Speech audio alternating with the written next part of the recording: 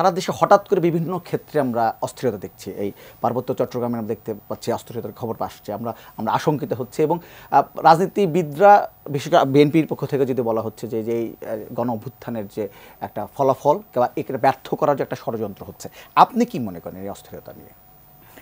Certainly এটা তো খুবই সাদা চোখে দেখলেও সেটা বোঝা যায় যে গণ অভ্যুত্থানটা তো আসলে একটা গোষ্ঠীর জন্য তো খুব সুখকর হয়নি। তো তারা চাইবেই যে বিভিন্নভাবে এই বর্তমান সরকারকে একটা বেকায়দায় ফেলার জন্য যে কোনো ধরনের অস্থিরতা সৃষ্টি করা দেশের ভেতরে, এটা তাদের পেছন থেকে হোক সামনে থেকে হোক। আমরা সবসময় বলি যে পালিয়ে গেছে কিছু, ধরেন একটা গোটা পার্লামেন্ট পালিয়ে গেছে প্রধানমন্ত্রী, সো-কল্ড প্রধানমন্ত্রী সহ, কিন্তু তার তো অনেক অনুসারীরা এখনো বাংলাদেশে রয়ে গেছে। এবং আমরা বিগত দিনগুলোতে লক্ষ্য করেছি যে বাইরে থেকে ইন্ধন দিয়ে বিভিন্ন অডিও কল, ফোন কল ইচ্ছাকৃতভাবে ফাঁস করে অস্থিরতা তৈরি করার জন্য কিন্তু চেষ্টা চালানো হয়েছে। এটা হবেই, এটাকে মেনে নিয়েই আমাদেরকে পথ চলতে হবে।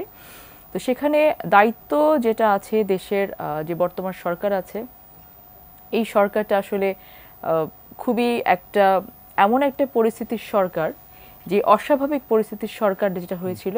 আপনি একবার চিন্তা করে দেখেন যে এই সরকারটা যদি ওই সময় দায়িত্ব না নিত তাহলে বাংলাদেশের অবস্থাটা কি হতো, এক নম্বর। দ্বিতীয়ত হচ্ছে এই সরকারের যেমন দায়িত্ব আছে, দায়িত্ব বিভিন্ন রাজনৈতিক দলগুলোর আছে, দায়িত্ব দেশের সাধারণ মানুষ যারা জনগণ তাদেরও কিন্তু আছে।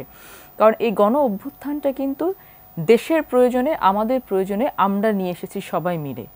আমরা স্বাধীনতা চেয়েছি, আমরা স্বাধীনতাটা নিয়ে এসেছি, কিন্তু স্বাধীনতাটাকে রক্ষা করার দায়িত্বটাও কিন্তু আমাদের সকলের।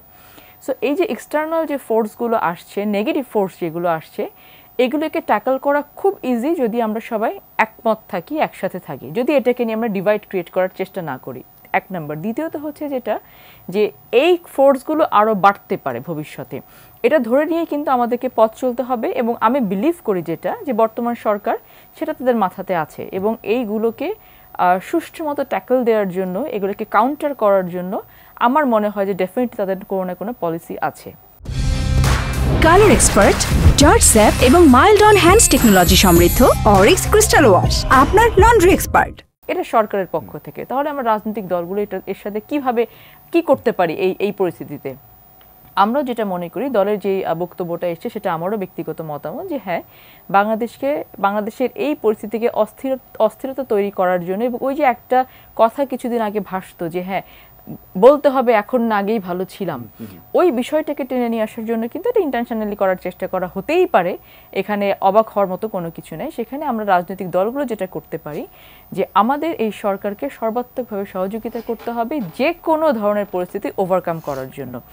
এবং BNP as a political party, as the biggest political party of this country, BNP কিন্তু সেই কাজটা শুরু থেকে করে আসছে, এখনও করছে এবং ভবিষ্যতেও করবে। এবং ততক্ষণ পর্যন্ত করবে যতক্ষণ পর্যন্ত বিএনপি দেখবে যে এই যে এত এত রক্ত, এত এত জীবন, এত এত স্বাস্থ্য, সম্পদ, জীবিকা, সব কিছুর ক্ষতির বিনিময়ে যে অভ্যুত্থানটা হলো, যেটার বিনিময়ে আমরা এই নব্য স্বাধীন দেশটাকে পেলাম, এইটাকে যেন কোনোভাবে কোনো পক্ষ এভিসিয়েট করতে না পারে। তো সেটার জন্য আমরা তো এখনই বলে দিতে পারি না যে আসলে আমরা কি করব না করব। প্রত্যেকটা পরিস্থিতি খুবই সুন্দরভাবে মোকাবেলা করার জন্য আপনারা দেখেছেন আমাদের ভারপ্রাপ্ত চেয়ারম্যান প্রতিদিন কোথাও না কোথাও মিটিং করছেন।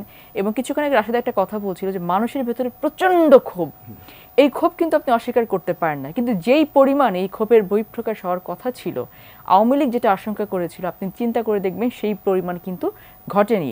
এবং BNP as a political party, তারা কিন্তু আপনি দেখেন যে কি পরিমাণ স্ট্রিক্ট হাতে আমাদের ভারপ্রাপ্ত চেয়ারম্যান এটাকে কন্ট্রোল করেছে।